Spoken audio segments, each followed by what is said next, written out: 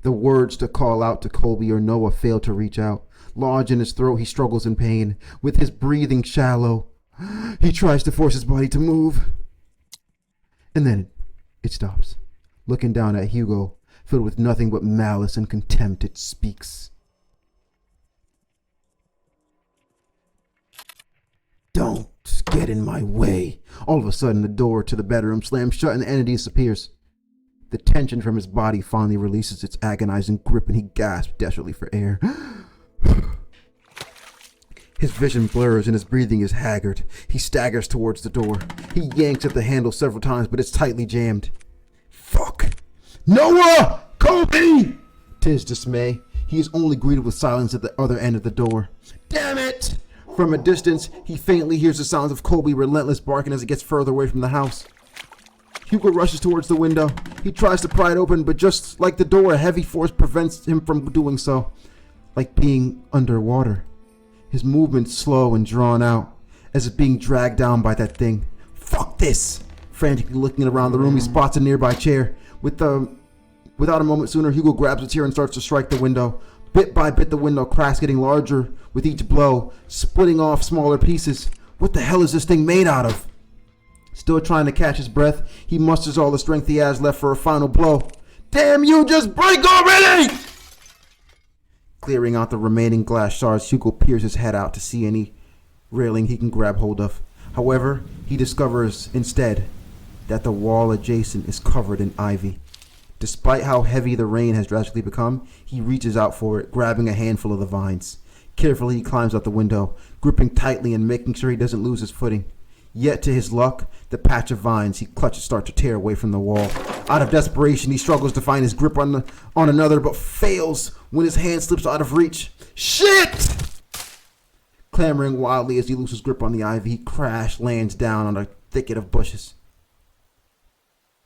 Air forced out of him, he heaves uncontrollably, trying to even out his breathing. But even that is laborious. An immense pain spreads across not only his back, but his entire body. God, I'm getting too old for this. Although his body screams out in pain, he forces himself up. There's still time. I can do this. I have to do this. With staggering feet and haggard breathing, he makes his way to the place where it all started. To the lake, where this tragedy starts and ends.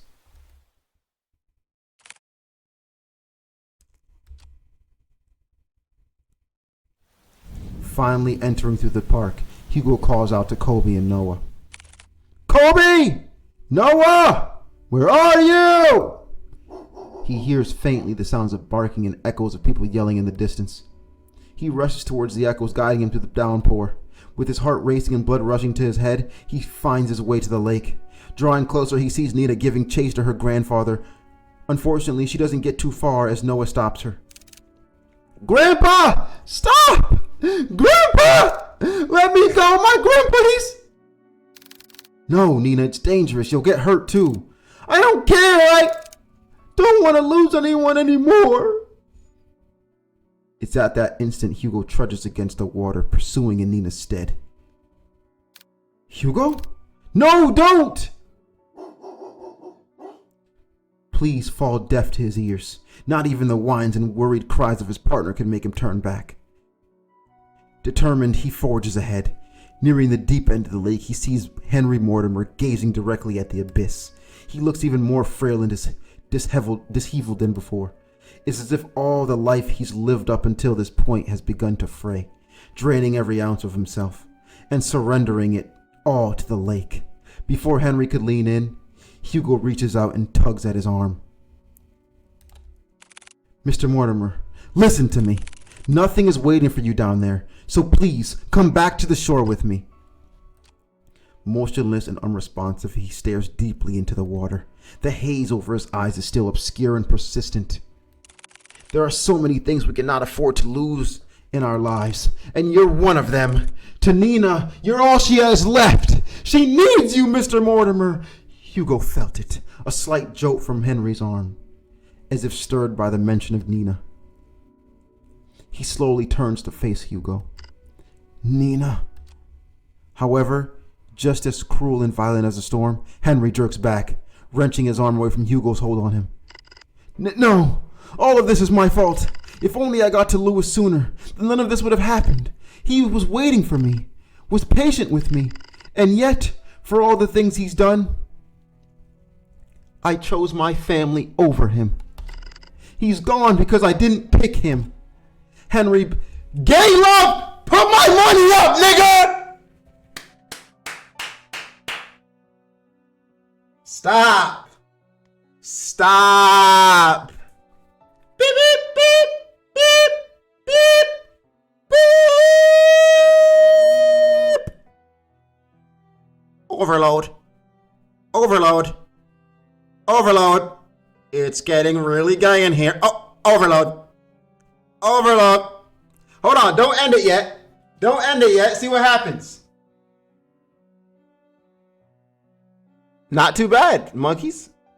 Best score was 50, you got 31. Hope they curved the grade for you. You feel me?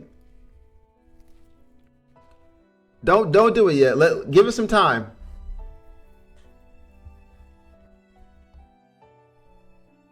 Henry backs further away from the shoreline. Mr. Mortimer! His manic eyes never straying away from Hugo as he keeps his distance from him. Lewis, I'm sorry. I was the one who dragged you into this. You deserve so much more. And I wished... Henry struggles over his words. He clasps tightly to his shirt, his throat dry and taut from all that he has bottled up. From all those repressed and silent years of just waiting for this curse to finally take him. I wished I had gone with you that night, Lewis. Sir, even if you still covet that wish, it wouldn't resolve anything. Not for you or Lewis. I read what he wrote to you those years ago. He understood if you didn't want to come see him. But the thing is, Mr. Mortimer, Lewis never thought anything less of you. He said so in his letters to you. What? His letters? For the longest time, I wanted to believe he hated me for that, resented me for that choice, or at least I thought it was easier for me to think that way. How long has it been since I talked about him? It's been too long, sir. But that's why. You don't have to shoulder all of that pain by yourself anymore. We can talk about it, about you and Lewis, all of it together. Hugo extends not only his hand to him, but a promise that Henry had yearned for so long, a way to forgive himself. He hesitates at first. What fool believes in a deserved forgiveness? Such a thing doesn't exist. And yet, despite everything, Hugo still reaches out to him, to a stranger. Maybe he can be forgiven. Just as he was about to reach out for Hugo, a hand slithers around Henry's instead. Its arm unnaturally contort around him, while its head perches on his shoulder. This thing, this Lewis, is no longer pretending to be a human. With piercing, cold green eyes, it glares directly at Hugo, mocking him, cursing him, wishing nothing but despair. We can be saved. We can be forgiven. There is only one true way out of this. I will share with you the most happiest of endings. Before Hugo could reach out for Henry's hand, he disappears into the water. Mr. Mortimer! Without hearing the anguished cries and desperate pleas, Hugo dives after him into the abyss. Please don't matter. Please, no death. No death. Plunging into icy waters, Hugo feels shocks running rampant throughout his body, like spikes continuously piercing from his legs to the tips of his fingers. Fiercely and unyielding, his chest tightens and his heart races as he begins to kick his legs, hoping whichever way he goes he'll find a way to Henry. Swimming deeper and deeper in, he sees faintly a figure slowly descending into the darkness. As he finally gets closer to Henry, long snake-like arms stretch across the void and grab Hugo's neck, violently squeezing all the air out from him. He tries desperately to wrench his hands away, but with each struggle, Hugo's movements begin to weigh heavier and heavier. Louis? Where are you, Louis? It's looking for Louis? Digging deep into his coat pockets, he grasped tightly in his hand the locket that Henry kept had long forgotten, holding it out as it shines ever so brightly in the dark. Ah! There you are! It releases its grip on Hugo and instead reaches out for the locket. Taking this as a chance, he drops the chain and kicks with all his might to grab Henry's arm. With his heart and body screaming in pain, he swims desperately to the surface. Almost there! I just have to! As the light from the surface begins to blur, Hugo makes one last attempt to reach for it. With his limbs worn out and his energy spent, this is all he can do. Before he loses his consciousness, he notices a figure swimming toward them, getting closer and closer. And then, everything fades to black. Drifting along with what feels like an endless sea, Hugo courses through wave after wave, not knowing where he's going or caring for that matter. All he knows is that he's very, very tired. How long has it been since he had a good night's rest? It's been too long. Maybe I should take that rest now.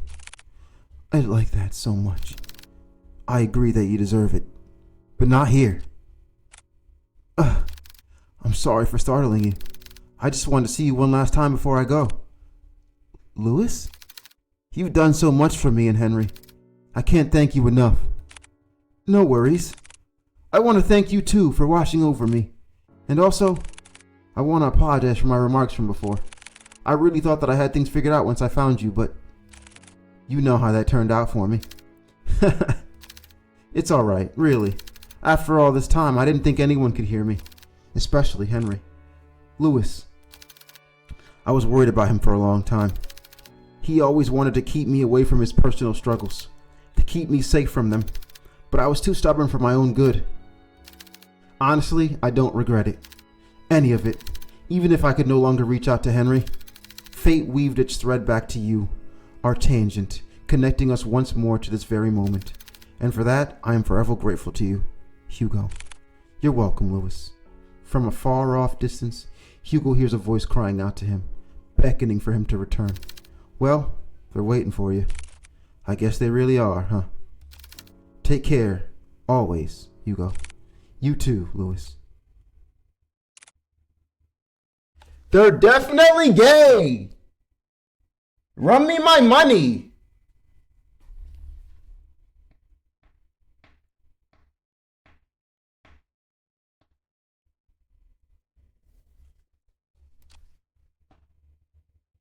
With his eyes closed and his senses still returning, he feels the constant tugs and licks of a certain bloodhound. Not concrete evidence? What do you mean? What, like, has a locket. He's in the locket. Everything encapsulates the feeling of love. Louis is clearly a dude. We use the term he the whole time. What else do you need?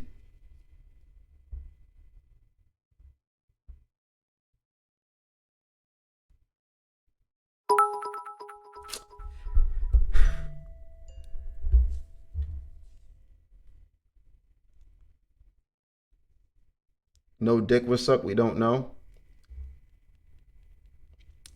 5 subs, I'm banning standard. Just give 5.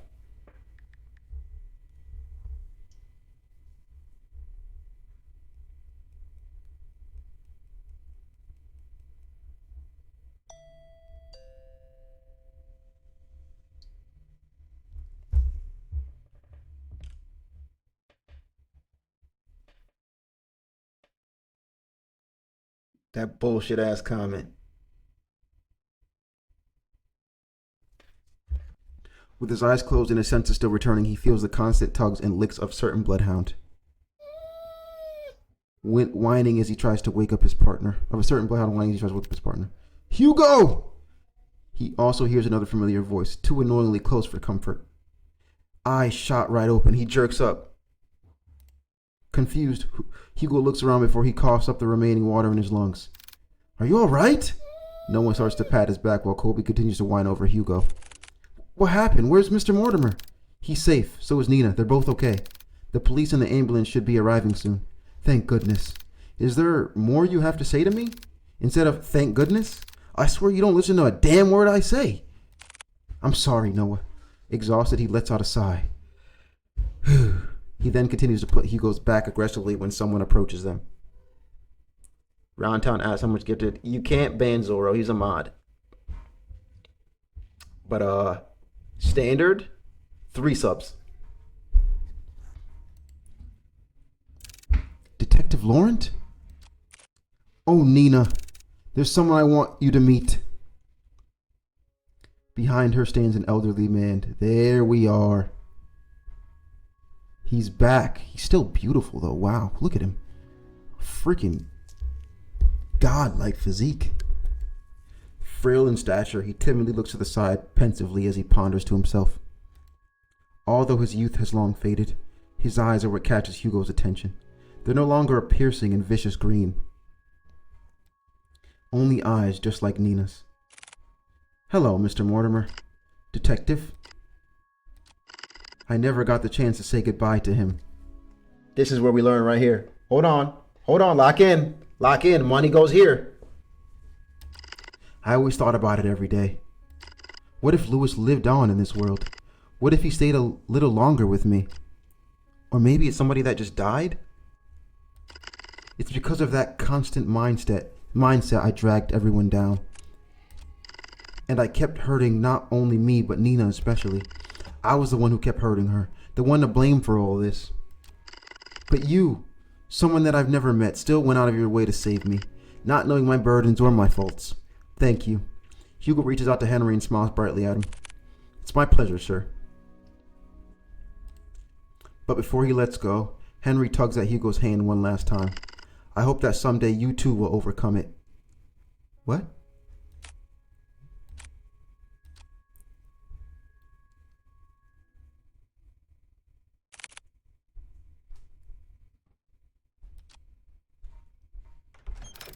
Well, good morning, Hugo. You're bright and early?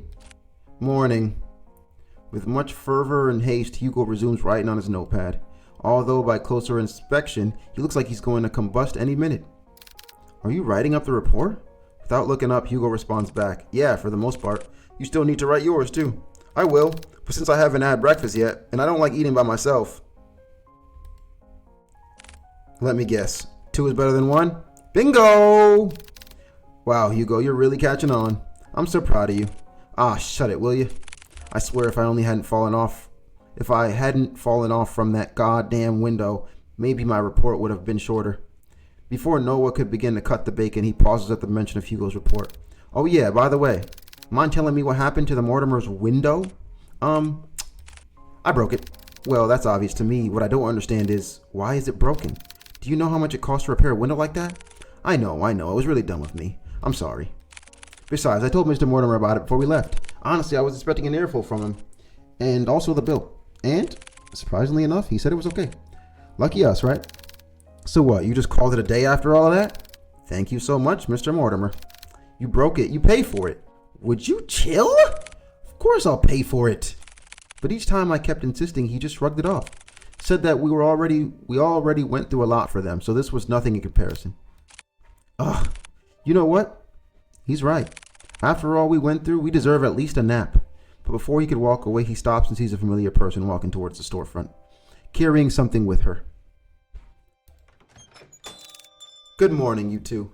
Just barely a foot through the door, a certain bloodhound stirs up from his resting spot and makes his way toward Nina, tail uncontrollably wagging. Ah, good morning to you too, Colby. Nina scratches behind one of Colby's ears, making his right foot unconsciously move on its own, scratching an invisible but desirable spot for him. Good morning, Miss Nina. Morning. What brings you here this time around? Is everything all right with your grandfather? Yes, he's doing pretty well, actually. Even better than before. We talked so much last night I hardly slept at all. But honestly, it's been a while since I last spoke to him so freely like that. I hardly felt tired at all. That's wonderful to hear. Ah, but there is something else I wanted to ask the both of you for. To put it bluntly, I need your help. Oh, he was gay. He definitely was gay. Ducky, we need to start putting bounties on people's heads. Honestly, not a terrible idea. If you two aren't busy, I would like some company eating these.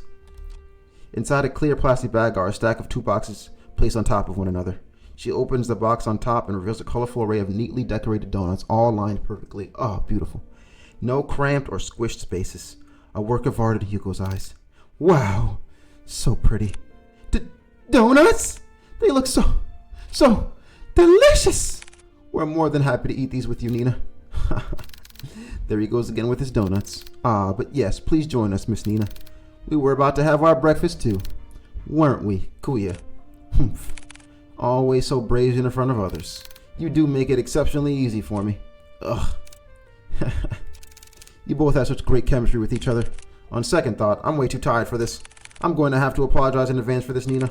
But truthfully, I've been running on last night's coffee and I'm about to pass out any minute now. No worries. Honestly, I think a little break time sounds like what we all need right now. Thanks. Hugo puts down his pen and proceeds to head for the couch. Colby follows after him. Would you like to join us, Miss Nina? I would love to. I guess we save these for later then? Yes, please do. Now come on, it's nap time. Noah sighs heavily before setting down the food on his desk. He then gestures Nina towards a sofa in which she happily takes his offer and joins them.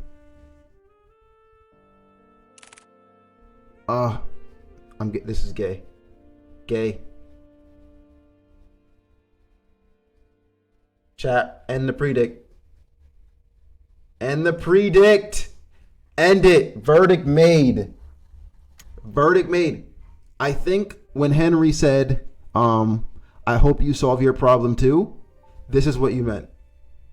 This is what he meant. He's like, I know you're gay too. Just be honest. Come on. Be upfront with it.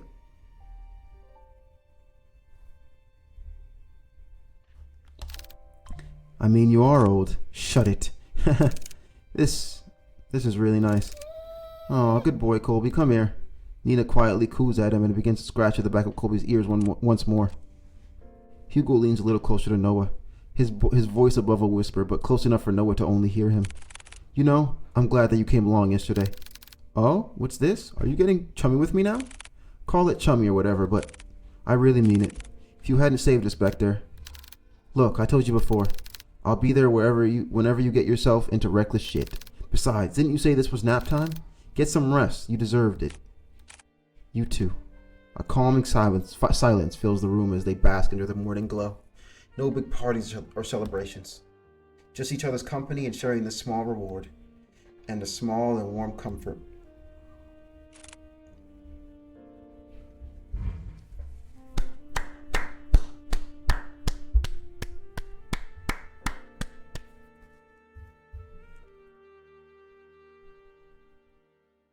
Beautiful. Beautiful. Beautiful.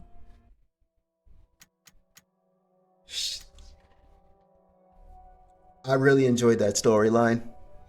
That was actually a really good story. Took a little bit longer to pick up in the beginning, but really good at the end. Really, really good at the end. I will say it was gay. W game. W visual novel. We will take a break from visual novel for the next game. We'll play something else.